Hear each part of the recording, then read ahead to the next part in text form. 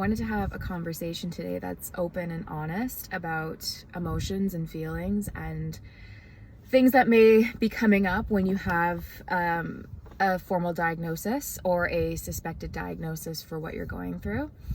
And I want to talk about my journey and how I felt, and I hope that me speaking about it makes you feel a little less alone in the way you're feeling. And I just want to outline that whatever you're feeling is normal. It's normal. It doesn't have to be felt the right way or the wrong way. If you're feeling sad, you can be sad. If you're feeling happy, you can be happy. Like there's no rules or regulations around how you process a chronic illness journey or a chronic illness diagnosis. So I just want to put that out there. The first thing I felt was relief. And I felt relief because someone had put a name to the pain that I had been experiencing for over 11 years. It was a long time to find answers, and I just felt like a weight is off my shoulders, like someone understands what I'm going through and knows what it's called. And I didn't feel like I was in my head anymore. I could feel a sense of relief and a bit of pride because yes, like we got to this stage, we're here, we made it. And the other thing I felt on top of that was frustration. And I think a lot of you potentially in this journey are frustrated, and that is so normal. I was frustrated at two things. I was frustrated at the long process that it took to get to that diagnosis. I was kind of pulled back and forth to different things. I did a lot of tests. I did ultrasounds, blood work, pelvic exams, internal exams, all these different types of things, and nothing came back with answers. And that was frustrating because I was still living in extreme pain. And I was frustrated at the education system where I live because the curriculum doesn't outline endometriosis or PCOS or adenomyosis. They don't talk about these things that actually impact so many people in this world. And I was frustrated at that because I was like, if I knew that there was a name to the pain I was experiencing years ago, then my journey may not have been as long. I could have had pain management. I could have had that sense of relief come over me. I would have felt less alone or less in my head of, is this actually normal period pain? Because I hear that some individuals have bad periods and maybe I'm just that unlucky person. But it's not the case, and I was frustrated at that, and I'm still frustrated at that. So if you're in that same emotional feeling around being frustrated, that is normal, and you're not alone at all. And the last thing that really overcame me emotion-wise was fear.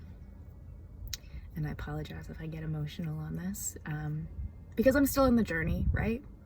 And it's an open conversation. So I was fearful of what my future might look like with that diagnosis. I was fearful that my pain levels would be better or worse in the future. I didn't know, and that's the fear of the unknown. Is it going to be better or worse than what I expected? I was fearful that my fertility would be impacted, and I still don't know. And that's fearful because if you knew earlier what you had, you kind of go in your head of, could I have done anything more to protect that part of yourself? And I was fearful that I had a stigma on me now of what that image of me looked like to the outside world of I have endometriosis or suspected endometriosis, and that means that she has a lot of pain and she can't do certain things, or she has really bad periods and that's it. Like there's so many nuances to endometriosis that yes, sometimes I can't do things that I want to do, or yes, I can't go to your party because I'm actually in a lot of pain or I'm really, really tired. But I didn't want that stigma on me if I talked about it, and I was fearful of that. And if you're fearful of your future and what that might look like, that's okay. You're not alone. And so emotions are intersectional because you can't just feel one emotion at one given time in certain circumstances. Endometriosis is so complex, and so are the emotions that go along with it.